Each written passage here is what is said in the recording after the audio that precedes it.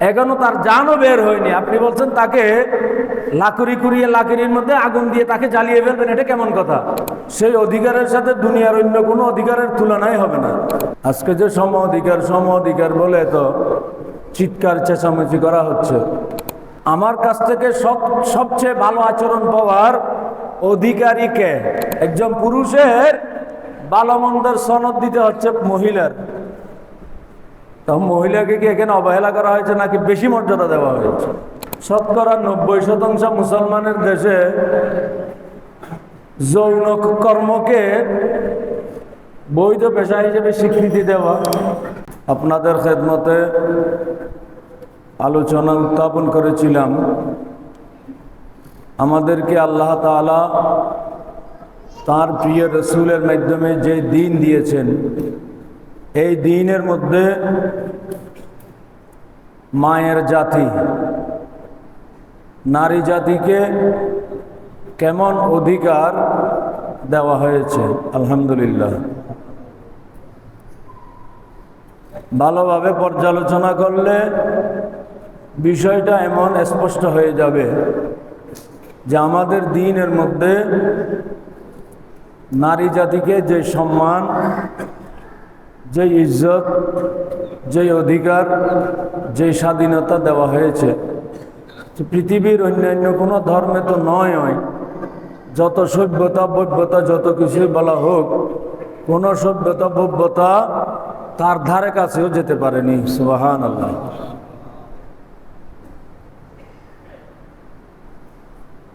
নারী জাতিদেরকে আমাদের দ্বীনের মধ্যে যে মাতৃত্বের যে সুমহান মর্যাদা দিয়েছে, এই মর্যাদার সাথে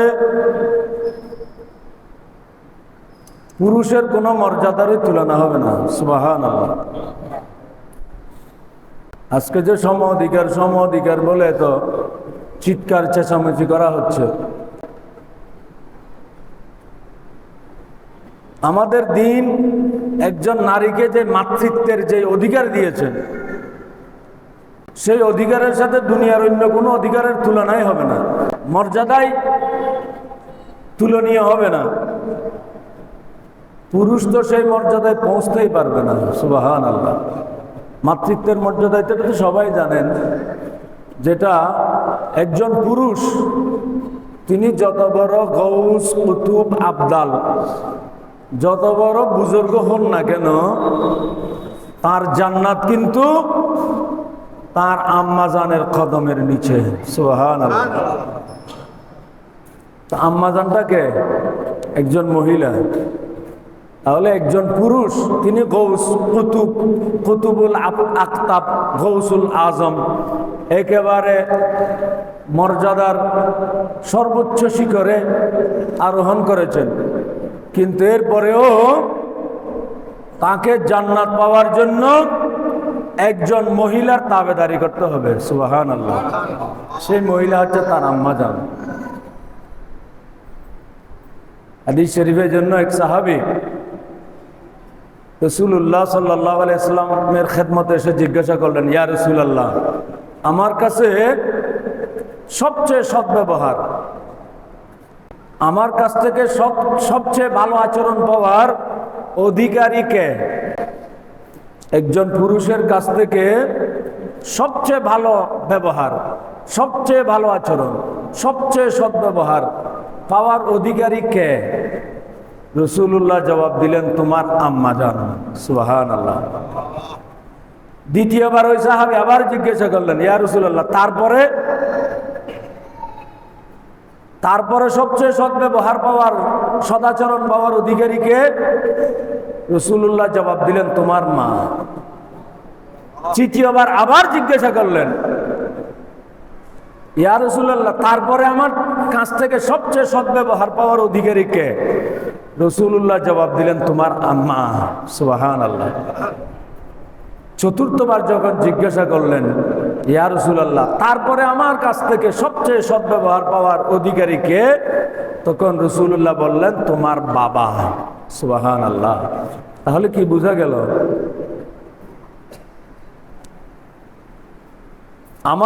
আমার কাছ থেকে যে সদ্ব্যবহার, যে ভালো আচরণ পাওয়ার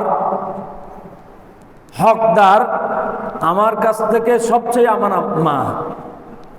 মা কতটুকু পাবে, যদি সেটাকে বোঝানোর জন্য বলছি, আমি যে আচার ব্যবহার, ভালো ব্যবহার, খরচ যা করব, এগুলি যদি 4 ভাগ করি, 4 ভাগের 3 ভাগ দিতে হবে মাকে, আর 1 ভাগের প্রাপ্য হচ্ছে বাবা।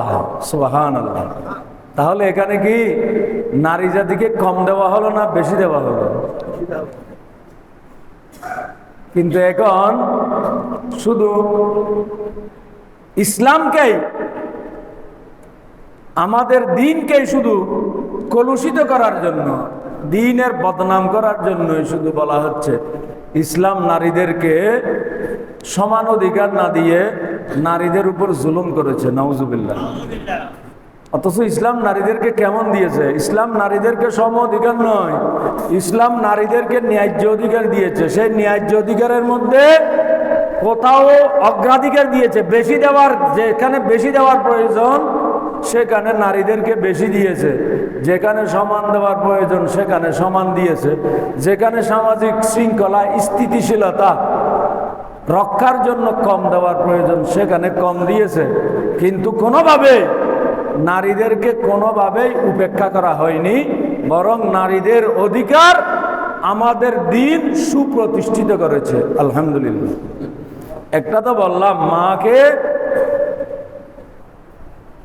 বাবাকে যা দেব তার চেয়ে মা 3 গুণ বেশি পাওয়ার হকদার। আর যত বড় গৌস কুতুব আবদাল হোক না কেন, যার উপরে তার মা নারাজ, তো মা বলতে কি একজন নারী? যার উপরে তার মা নারাজ, সেই ব্যক্তির জন্য জান্নাত তো প্রায় হারামের মতো। নাউজুবিল্লাহ। যার উপর মা নারাজ, সেই ব্যক্তি যত নামাজি হোক, যত রোজাদার হোক, জান্নাতের আশা করতে পারে না। এক সাহাবী হযরতে আলকামা রাদিয়াল্লাহু আনহু, হযরতে আলকামা মৃত্যুশয্যায়, সাকারাত শুরু হয়েছে, মৃত্যুশয্যায় আছে, কষ্ট পাচ্ছে, কোনোভাবেই জান বের হচ্ছে না, আবার সুস্থও হচ্ছে না। সাকারাতুল মউতের কষ্ট তো বড় কষ্ট, এটার অভিজ্ঞতা কারো নাই। সাকারাতুল মউত এটা কেমন কষ্ট, সেই অভিজ্ঞতা কারো নাই। তবে সেই কষ্টটা অবর্ণনীয়, বর্ণনাই করা যাবে না কেমন কষ্ট। আল্লাহ আমাদেরকে সেই কষ্ট থেকে হেফাজত করুন, আমিন।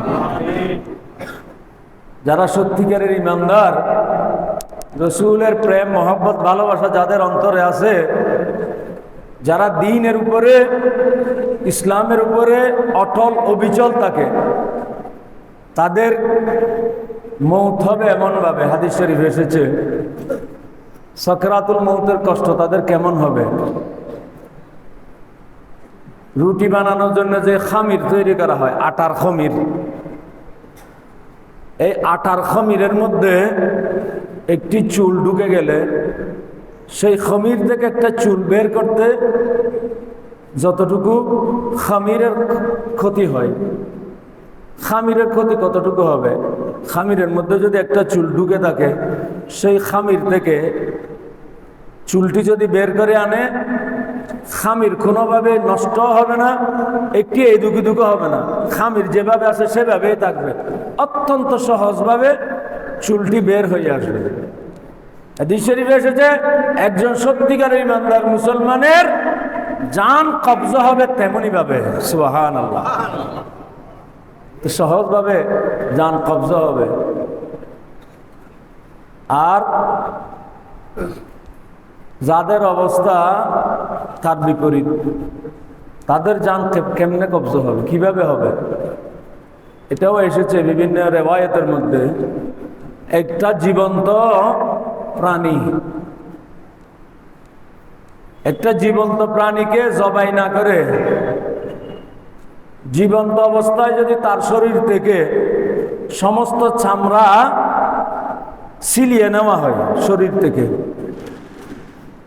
একটা জীবন্ত প্রাণী থেকে তার শরীরের চামড়াগুলি যদি ছিলিয়ে নেওয়া হয়, এই ছিলিয়ে নেওয়ার সময় যে কষ্ট হবে তার চেয়ে শতগুণ বেশি কষ্ট হবে সাকরাতুল মউতের কষ্ট।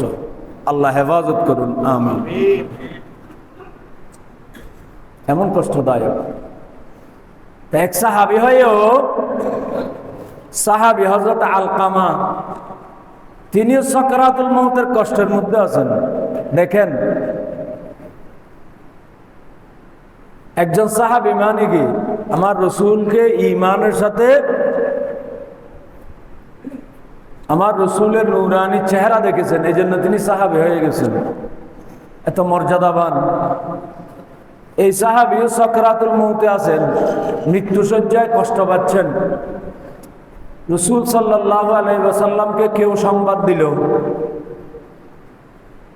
রসুল ওই সাহাবীকে দেখতে গেলেন। দেখতে গিয়েই বুঝতে পারলেন সাহাবীর খুব কষ্ট হচ্ছে, তার সাকরাত চলছে, কষ্ট পাচ্ছে, কিন্তু প্রাণ বের হচ্ছে না। বুঝতে পেরেই রাসূলুল্লাহ সাল্লাল্লাহু আলাইহি ওয়াসাল্লাম ওই সাহাবীর মাকে ডাকলেন, খবর দিলেন তার মা কোথায় আছে, আসতে বলো। মা আসলো। রাসূলুল্লাহ সাল্লাল্লাহু আলাইহি ওয়াসাল্লাম ওই সাহাবীর মাকে বললেন, আপনার সাথে কি আপনার ছেলে যে এখন মৃত্যুশয্যায়, আপনাকে কি কোনোভাবে কোনো সময় কষ্ট দিয়েছে? যদি আপনাকে কষ্ট দিয়ে থাকে আপনি আপনার ছেলেকে মাফ করে দেন। মা বলল, ইয়া রাসূলুল্লাহ, আপনি যাই বলেন না কেন আমি আমার ছেলেকে মাফ করব না। কেন? বলতো, ইয়া রাসূলুল্লাহ, আমার এই ছেলে স্ত্রীর, আমার কথার উপরে স্ত্রীর কথাকে প্রাধান্য দিত। সে আমার কথা বিশ্বাস করত না, তার স্ত্রীর কথা বিশ্বাস করত। তার স্ত্রীর কথা বিশ্বাস করে সে আমাকে বিভিন্নভাবে কষ্ট দিত। এই জন্য আমি আমার এই ছেলেকে মাফ করবো না, ক্ষমা করবো না। রাসূলুল্লাহ সাল্লাল্লাহু আলাইহি ওয়াসাল্লাম অনেকবার বললেন, মা যদিও বা সে কষ্ট দিয়েছে আপনি তাকে মাফ করে দেন, সে কষ্ট পাচ্ছে সাকরাতুল মউতের বিছানায়। মা এমন কষ্ট পেয়েছে যে কষ্টের কারণে মাফ করতেই পারছে না। মা বলছে, হুজুর আমি মাফ করবই না।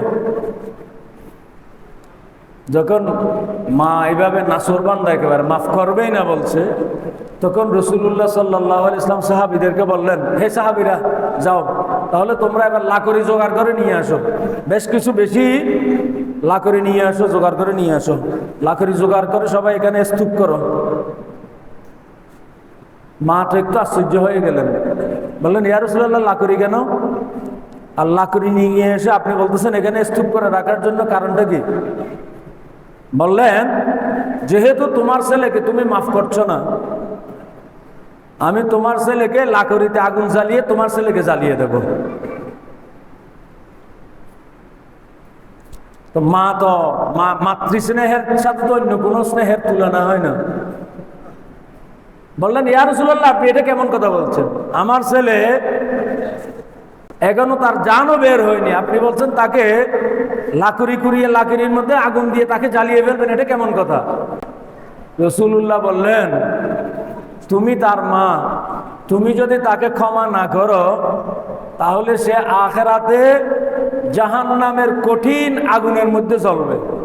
তো জাহান্নামের আগুন, সেই আগুনের তুলনায় দুনিয়ার আগুনের তো কোনো তুলনাই হয় না। দুনিয়ার আগুন তো সামান্যই মাত্র। তো তুমি যদি তোমার ছেলেকে মাফ না করো, সেই জাহান্নামের কঠিন আগুনের মধ্যে সে জ্বলবে।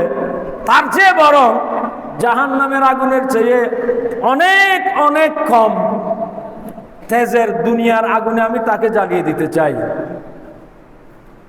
তো মায়ের সামনে ছেলেকে জ্বালিয়ে দেবে, মা কি সেটা সহ্য করবে? মা বললেন, ইয়া রাসূলুল্লাহ, আমার ছেলেকে জ্বালানোর প্রয়োজন নাই, জাহান্নামের আগুনে জ্বলারও দরকার নাই, আমি আমার ছেলেকে মাফ করে দিলাম। সুবহানাল্লাহ। মা যখন ছেলেকে মাফ করে দিল, সাথে সাথেই ঈমানের সাথে সেই ছেলেটি দুনিয়া থেকে বিদায় নিল। সুবহানাল্লাহ। তাহলে এই যে একজন ছেলে মানে কি? পুরুষের জান্নাত জাহান্নাম পাওয়া এটা নির্ভর করছে একজন মা কি নারী, একজন মহিলার সন্তুষ্টি অসন্তুষ্টির উপরে। সুবহানাল্লাহ। তাহলে এই মহিলাকে যে এই মহান মর্যাদা দিয়েছে, এটা কে দিয়েছে? এটা আমাদের দ্বীন দিয়েছে। আলহামদুলিল্লাহ। সেই অধিকার অন্য কোনো দিন, অন্য কোনো ধর্ম, অন্য কোনো সভ্যতা বৈধতা কেউ দেয়নি। যে সম্মান মর্যাদা আমাদের দিন এই মায়ের জাতিকে দিয়েছে। আলহামদুলিল্লাহ। তো এখানে তো সম অধিকার নয়, এখানে অনেক বেশি অধিকার দেওয়া হয়েছে। বেশি অধিকার নয়, সেই অধিকারের সাথে পুরুষের কোনো অধিকারের তুলনাই হবে না। কারণ মাতৃত্ব এটা একমাত্র মহিলারাই অর্জন করতে পারবে। কোনো পুরুষ যদি 100 বছরও চেষ্টা করে, মাতৃত্বের অধিকার পাওয়ার সুযোগ আছে? নাই। তাহলে এই ক্ষেত্রে কি দিয়েছে আল্লাহ তাআলা এবং তার রাসূল? নারীদেরকে বেশি অধিকার দিয়েছেন। আলহামদুলিল্লাহ। কন্যা সন্তানের ব্যাপারে কিভাবে? এটা মা, স্ত্রী, মহিলারা আমাদের কাছে বিভিন্নভাবে, আমাদের মা, আমাদের কন্যা, আমাদের স্ত্রী। স্ত্রীদের সাথে কেমন ব্যবহার? আল্লাহ বলছেন ওয়াশিরুহুন্না বিল মারুফ, তোমরা তোমাদের স্ত্রীদের সাথে উত্তম আচরণ করো, ভালো ব্যবহার করো। সুবহানাল্লাহ। তাহলে স্ত্রীদের সাথে ভালো ব্যবহার করার নির্দেশ তো স্বয়ং আল্লাহ তাআলা দিয়েছেন।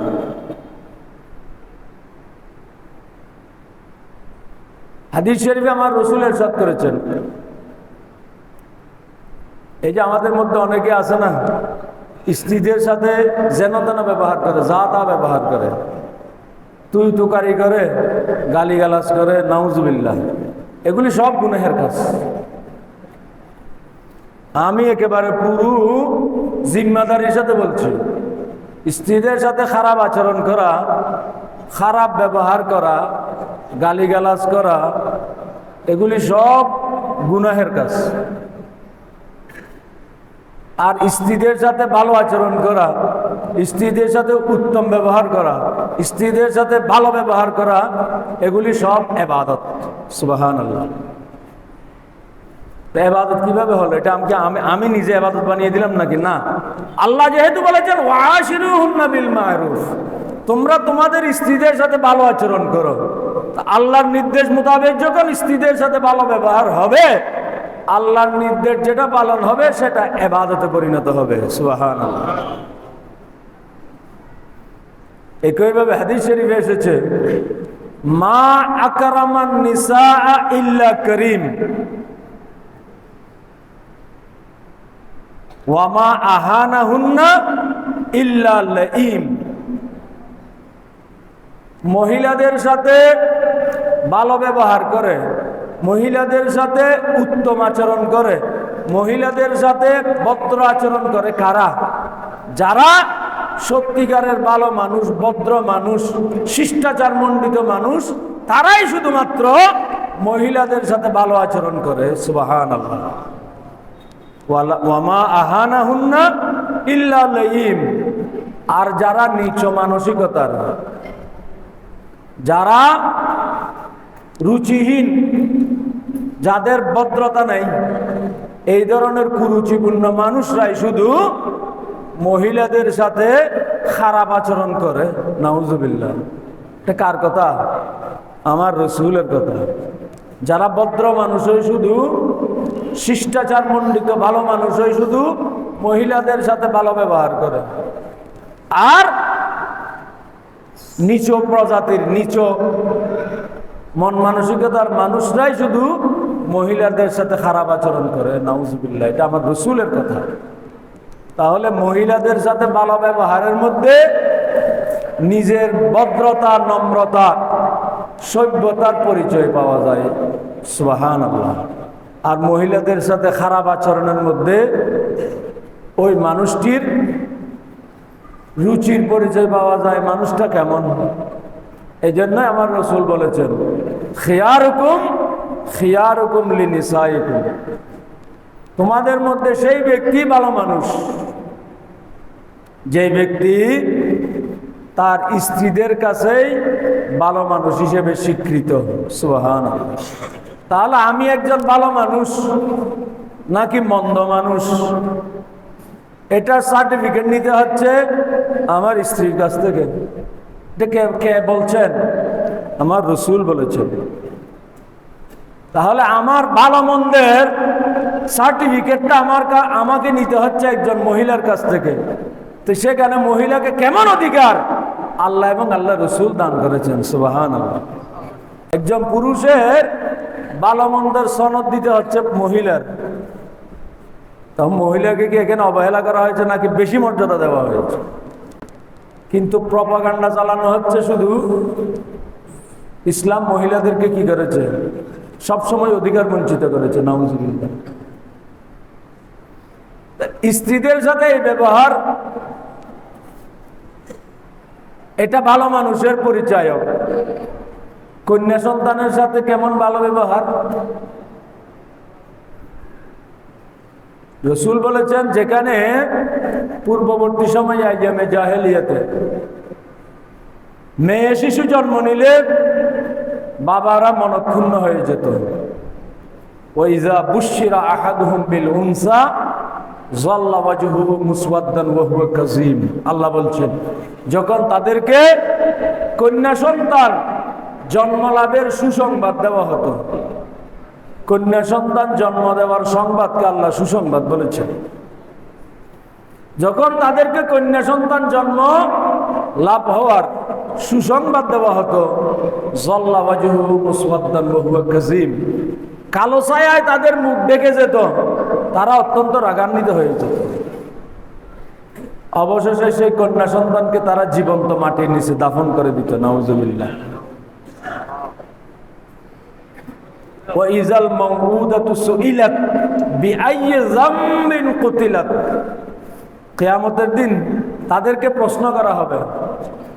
এই যে মাসুম মাসুম কন্যা শিশুদেরকে জীবন্ত মাটির নিচে দাফন করে দেওয়া হয়েছে, বিআইয়ি যামবিন কুতিলাত, কোন অপরাধে তাদেরকে হত্যা করা হয়েছে, সেই দিন প্রশ্ন করা হবে। আর সেখানে আমাদের দিন কন্যা সন্তান লালন পালনকে কেমন নিয়ামতপূর্ণ ইবাদত বলেছেন। সুবহানাল্লাহ। আমার রাসূল বললেন, যার 3টি কন্যা সন্তান, এই 3 কন্যা সন্তানের ভালোভাবে ভরণ পোষণ করালো, শিষ্টাচার শিক্ষা দিল, তালিম দিল, উপযুক্ত বয়সে সেই 3 কন্যা সন্তানকে উপযুক্ত পাত্রের সাথে বিয়ে দিল, 3 কন্যা সন্তানের সাথে ভালো আচরণ করলো, সদ্ব্যবহার করলো। আমার রাসূল বললেন, ওই পিতা আর আমি রাসূল এমন ভাবে জান্নাতে থাকবো, কাহাতাইনি। রাসূল বললেন, এই 2 আঙ্গুল, এই 2 আঙ্গুল যেমন খুবই নিকটবর্তী, কাছাকাছি। আমার রাসূল বললেন, এই 2 আঙ্গুল যেভাবে নিকটবর্তী, আমি আর ওই 3 কন্যা সন্তানের পিতা এত নিকটবর্তী অবস্থায় জান্নাতে থাকবো। সুবহানাল্লাহ। তাহলে কন্যা সন্তানের সাথে সদ্ব্যবহার করার নিয়ামত পুরস্কার কেমন? রাসূলের সাথে জান্নাতে থাকা। সুবহানাল্লাহ। এত বড় পুরস্কার আমাদের দিন ছাড়া অন্য কোনো দিন দেয় নাই। এখন যেগুলি বলা হচ্ছে এমনি নারীদের অধিকারের কথা, নারী স্বাধীনতার কথা, নারীদের অধিকার সুপ্রতিষ্ঠার কথা, নারীদেরকে আইনি সুরক্ষার কথা, এগুলি সব বুলিয়া ওড়ানো। এগুলির মাধ্যমে এমনি কিছু মুখরোচক কথা বলা হচ্ছে, কিন্তু এগুলি করলে পুরস্কারটা কি? কোনো পুরস্কার আছে? এই ধরনের কোনো ঘোষণা কেউ দিতে পারবে? কিন্তু আমাদের দিন এমন ভারসাম্যপূর্ণ দিন আমার রসুল এবং আল্লাহ দিয়েছেন। এই দিনের মধ্যে নারীদের সাথে সদ্ব্যবহার করলে ইনশাআল্লাহ আখিরাতে তার পুরস্কারও রয়েছে। সুবহানাল্লাহ।